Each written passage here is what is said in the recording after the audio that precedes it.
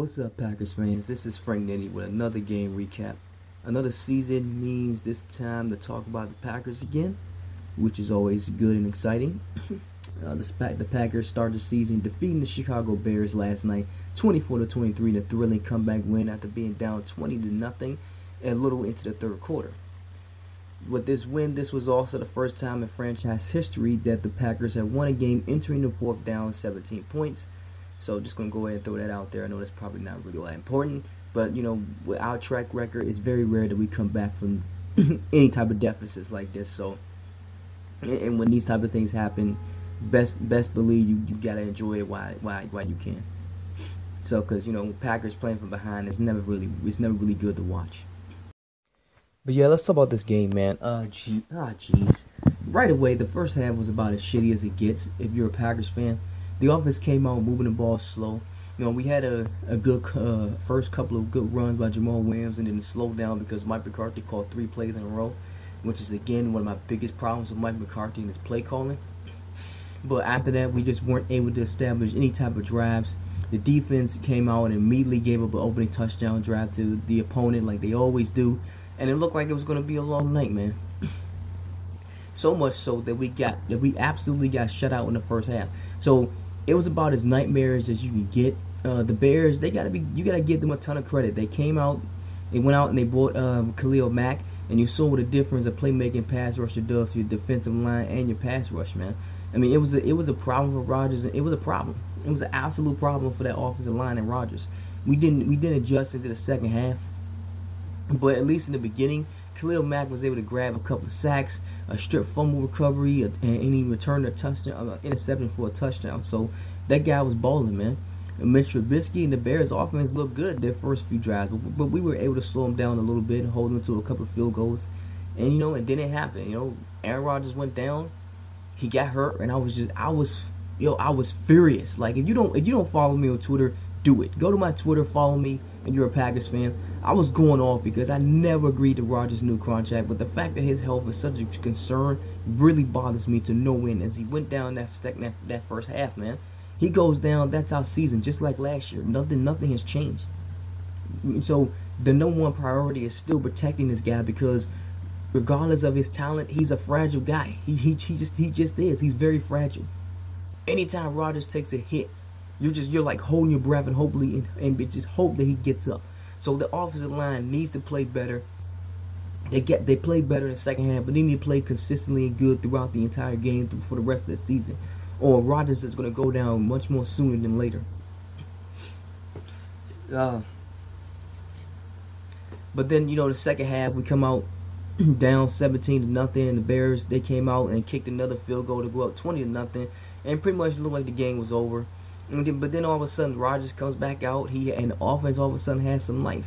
He came out after a terrible finish by DeShone Kizer filling in, and he leads the offense on a scoring drive. The offense scored on every possession in the second half except the last one. So the Packers in the second half were able to outscore the Bears 24-3 in the second half after rallying to overcome this deficit, and it was awesome, man. I mean, even regardless of how I feel about Rodgers' health, it was still great to watch this team get his shit together and pull ahead of a division opponent, man.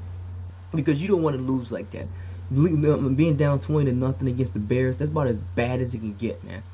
So, you know, the Bears, you can argue that maybe they took their foot off the gas, but you got to also look at the second half adjustment McCarthy and the offense made, and you saw it.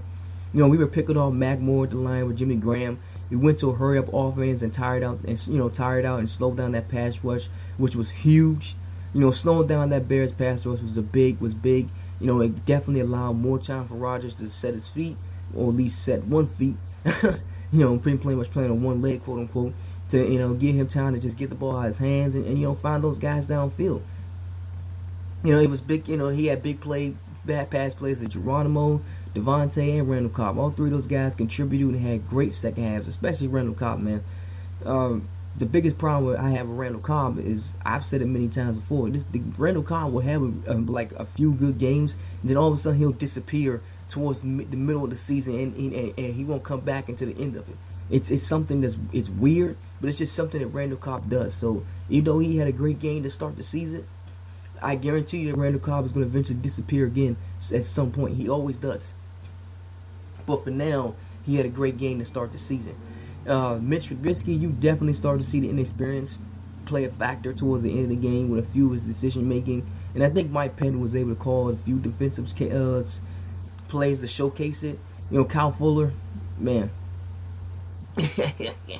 he's got to definitely be, after getting beaten by Geronimo earlier, he definitely could have redeemed himself. But had he caught that easy gimme interception thrown by Rodgers, I mean, that was a pick six. I'm assuming not a pick six, but that was about as easy as an interception as you can get.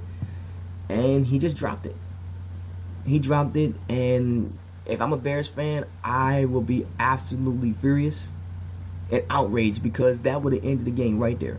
The Packers had no more timeouts.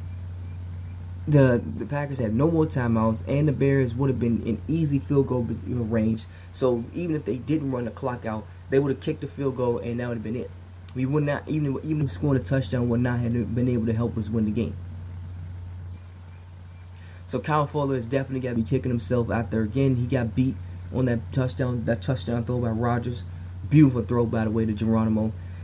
But then he also dropped a game-ending interception. So he's definitely got to play better. If I'm a Bears fan, I'm going to definitely be keeping my eye on that guy, and I'm going to be completely putting him on blast for the rest of the season.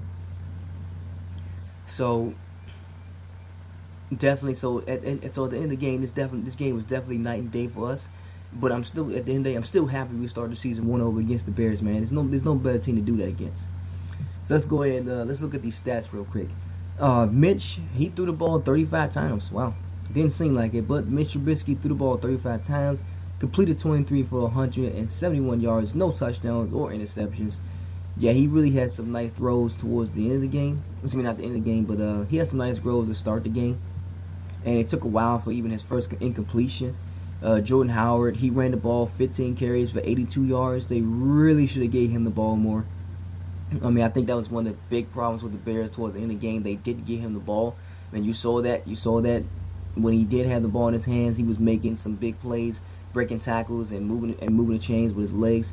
And if the Bears, Bears fans, and if I'm the Bears in general, I would feel really dumb not giving that guy more carries towards the end of the game. Alex Robinson was their leading receiver with 4 receptions for 61 yards. He had that one big catch, but after that was kind of, just a couple catches here and there. But he's still, that first quarter catch is very impressive. Khalil Mack, like I said, was a savage in the first half with his sack, strip fumble recovery, and his pick six. And all I'm going to say is that the Raiders, you guys are a bunch of idiots. This man is a problem for any opposing team. Any opposing team. It doesn't matter who it is. Aaron Rodgers, after that shitty start, was overall... he dropped back past 30 times, completed 20 for 286 yards, 3 touchdowns, no picks. Almost could have threw a game-ending pick towards the end of the game. All this pretty much came in the second half, obviously. Randall Cobb was the best receiver out there. He had a great game, 9 receptions, 142 yards, and a touchdown. Took that game-sealing touchdown, 75 yards. Devontae Adams, 5 catches for 88 yards and a touchdown. Geronimo, 5 catches for 69 yards and a touchdown as well.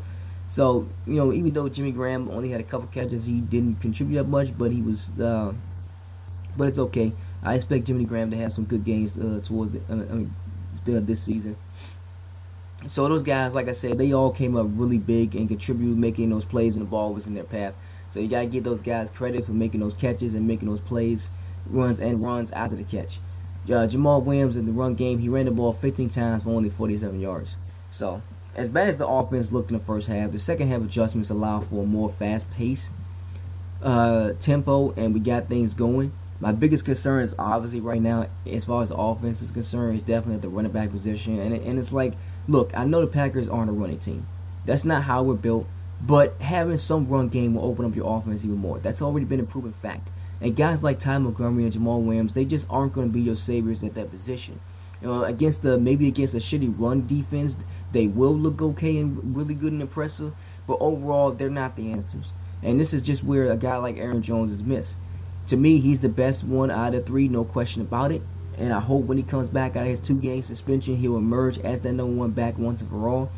But he's not a good he's not really good in pass protection. And that's the one thing Jamal Williams does shine in, is that he's very good at pass protecting And when you saw that, and I think it was the touchdown to Geronimo, he picked up a key block that gave Rodgers the time to look off the safety and then put the ball up. So you got so Jamal Williams is definitely contributes a lot when it comes to pass protection. But and the last thing is pretty much simple. The offensive line, protecting Rodgers, like I said, is job number one. The offensive line has got to play better. They can't, they picked up their shit. They played better in the second half, but overall, the entire game they need to play like that, because any hits to Aaron Rodgers can be a big problem, because we know how fragile he is. So protecting Rodgers is job number one.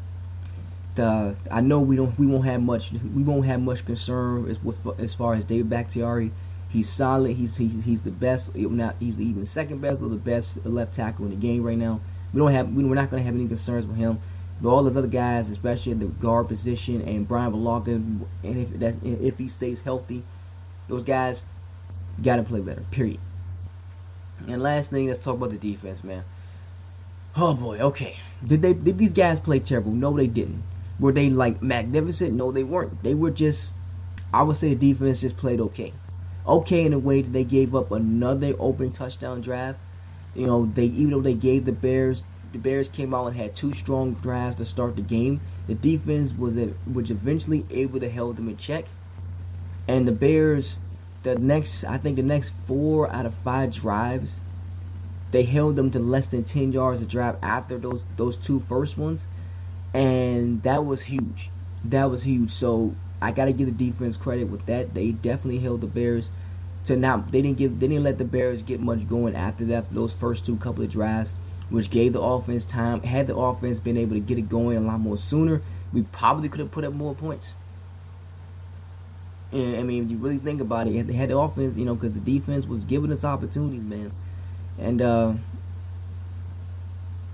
so it's like, some might start saying, I know it's going to be a lot of people who might start blowing the defense after that, but it's not going to be me. Against a young guy like Mitch and the Bears under a new head coach, lots of things are going to play a factor, man. And even though we brought Tremont back, we even drafted some young guys in secondary, I still have no high expectations with this defense. The one thing that's still a problem with this defense is 2 things. One, the pass rush. Without blitzing, the Packers will struggle again this season to generate any type of pressure with the defensive front. And no matter who you got in the secondary, you can only cover a guy for so long. And if your D-line isn't generating any pressure, then any quarterback will take advantage. So the pass rush is still a problem, man. Those guys were struggling to get the Mitch Trubisky. You just watch the footage. Tackling is also an issue. We missed so many tackles, and again, that needs to be cleaned up. I brought this up when I was talking about Howard earlier. The guy was breaking tackles, and it was so many times we had him trapped in the backfield, and he still turns into positive yards. So tackling needs to get better. The pass rush is non-existent, and the tackling needs to get better.